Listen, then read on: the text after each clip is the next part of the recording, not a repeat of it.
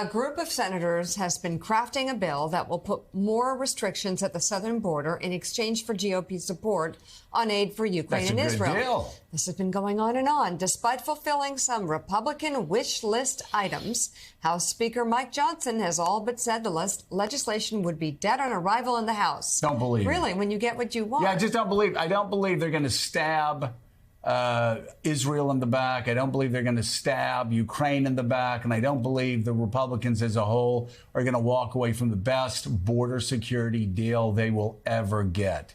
Here's what Biden had to say about that on Friday. I've been clear from the very beginning, the system is broken. My first day in office, I sent Congress a comprehensive plan on immigration reform. My friends on the other side have done nothing with that. Over and over, I've asked for resources to step up action at the border. My team has been at the table for weeks now with a bipartisan group of senators to negotiate a deal, including border, because I believe we need significant policy changes at the border, including changes in our asylum system to ensure that we have authorities we need to control the border. And I'm ready to act. They have to choose whether they want to solve a problem or keep weaponizing the issue to score political points against the president. I'm ready to solve the problem. I really am. Massive changes. And I mean it sincerely.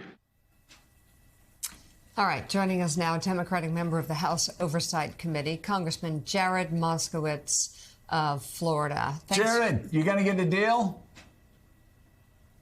Well, look, I mean, the Senate's going to get a deal. I mean, when you're hearing John Thune and Lindsey Graham say this is the most conservative policy they've ever been able to accomplish, and then you see my colleagues in the House say, well, the border is a huge crisis, which I believe it is. Fentanyl is a huge issue, which I believe it is. But we can't do anything until after the election.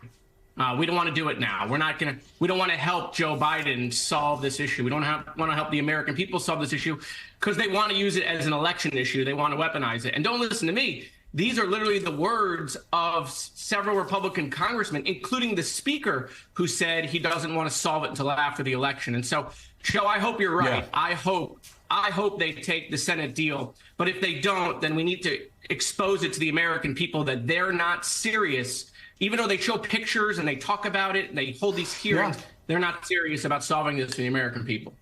Well, they talk time and time again about dead Americans because of fentanyl coming across the border. So is Mike Johnson really going to say, we're going to let Americans continue to die and allow fentanyl to continue to stream across the border because over the next 6, 7, 8, maybe 9 months, and just let Americans die, let the fentanyl stream across the border, let illegal immigrants come across the border, because we don't want to have a bipartisan deal. I mean, are they really going to say that? And also, are they really going to stab Israel in the back and stab Ukraine in the back, Congressman? I think Mike Johnson gets rolled, and the crackpots in the back row that are saying, let Ukraine collapse, let Israel, basically tell Israel go to hell, all because we don't want to give Biden the toughest border security win Republicans could ever get.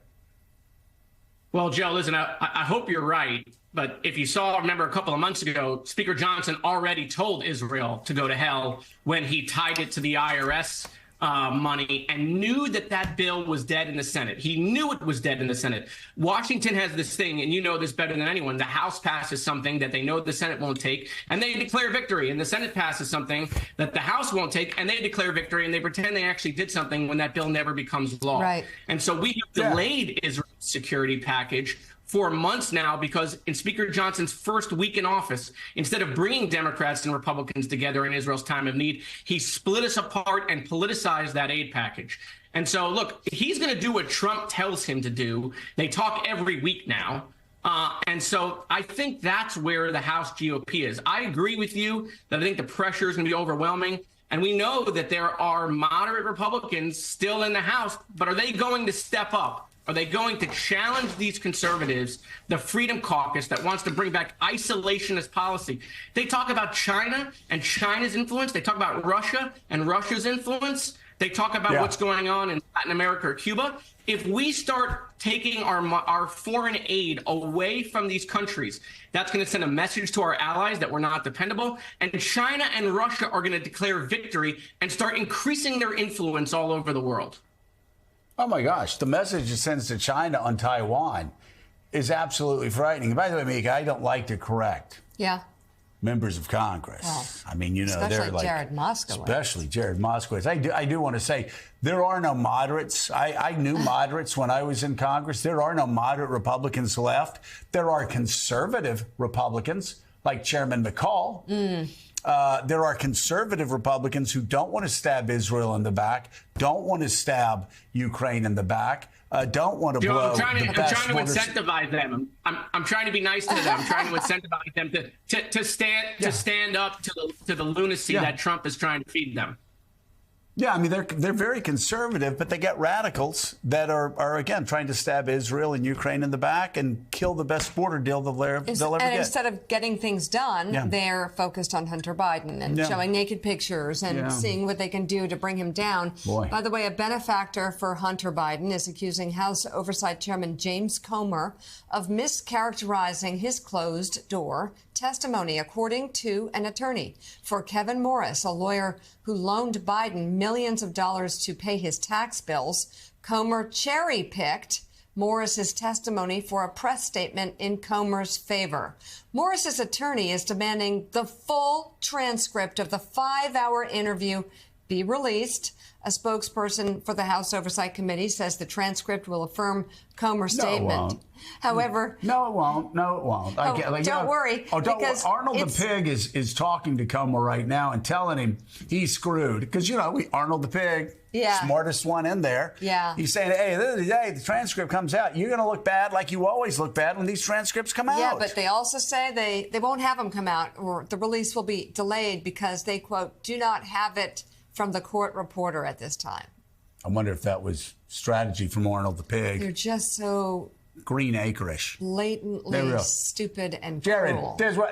Congressman, this is what I don't understand. How do you work with these people? This is what I don't understand. If you put your hand on a hot stove the first time, you're like, okay, I'm going to give Comer, okay, maybe he didn't know that was going to hurt. But, right?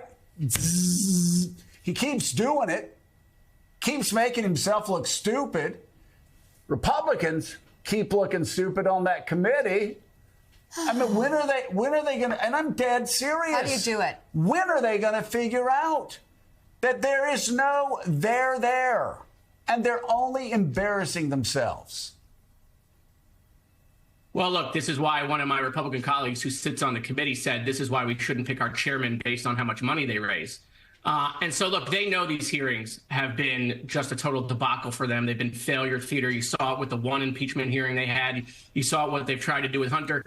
But going back to what that's coming out about the witness who just sat for deposition, that's why Hunter Biden accepted Chairman Comer's invitation to appear publicly. And that's why Hunter Biden has been so aggressive, because this is what Chairman Comer and the Republicans have done this entire time. They hold a deposition, and then they selectively leak things from the deposition, and then they never release the transcript. And so, look, Hunter Biden and the chairman and the committee have come to an agreement that he's going to sit. My guess is we'll see that full transcript come out pretty quickly so that this incident doesn't happen. But this is why there is no trust with anyone coming before the committee in these depositions, is because they come out and leak them. And so, look, the chairman even said, well, this is not really about impeaching Joe Biden anymore. What, really? You voted for an impeachment inquiry. So they're all over the place, and they don't have the votes to impeach Joe Biden. They don't have the votes to impeach Joe Biden because why? Yeah. There's no evidence on Joe Biden at all. None. It's just like saying, hey, we're going to impeach Mayorkas because the southern border is crazy. Well, and at the same time go, you know what? We're going to kill the bill that Senate Republicans, the most conservative, like James Langford, and the most conservative Senate Republicans say will bring order to the southern border. Yes, definitely want to kill that. You don't want to actually at once accomplish something. Yeah. And finally, Congressman, you and 6 of the families of victims from the 2018 mass shooting in Parkland are going to be leading Education Secretary Miguel Cardona and others through a guided visitation of Marjorie Stoneman Douglas High School later this morning. Can you tell us about exactly what this event, what you hope what message you hope to send with this walkthrough? No, thanks, Mika. Thanks for that question. I mean, I'm at my house right now, which is half a mile from Marjory Stoneman Douglas, which is the high school I graduated from. We have done these tours before. The freshman building where the shooting was almost 6 years ago now is the time capsule. It's exactly as it was the day after the shooting. They have not touched it at all. The backpacks that fell off, the shoes, the writing that was on the dry erase board, the computers that were on the desks, the homework or essays people were working on, the broken glass that's all over the place. And so we've been bringing congressional delegations through. I've been bringing Republicans through. And now this is the highest ranking member of the Biden administration, the Secretary of Education, to come through the building, because that building, within the horrors of those walls, are lessons to learn on how we can keep our kids safe in school. Some of these failures that we saw happen in Parkland, we saw repeated again in Uvalde. And so I'm hoping to have a conversation with the secretary. I'm hoping to show the secretary that in addition to doing stuff on gun violence prevention, we also need to be doing stuff on school safety, and we need a national standard on school safety, and we need a national standard when it comes to responding to these events. Yeah.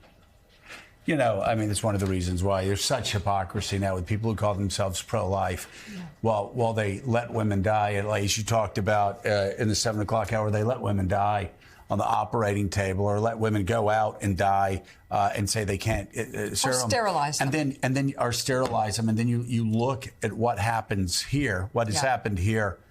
I mean, more children. Children die. Carnage. Of guns. It's the #1 cause of death for children in America today. Who's pro-life? Who's pro-life that supports the continued proliferation of weapons of war?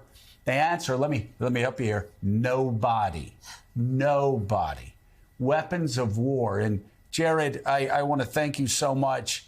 I know our good friend Fred Gutenberg would appreciate, and I'm sure he'll be a part of it, appreciate what you're doing today. We think about Jamie all the time, and the others who lost their life that day. And we're so grateful that you are drawing attention to this and hopefully move us out of this madness where we can start actually being pro-life towards children who are actually breathing and living today. Democratic Congressman Jared Moskowitz, thank you very much for being on this morning. Thank you.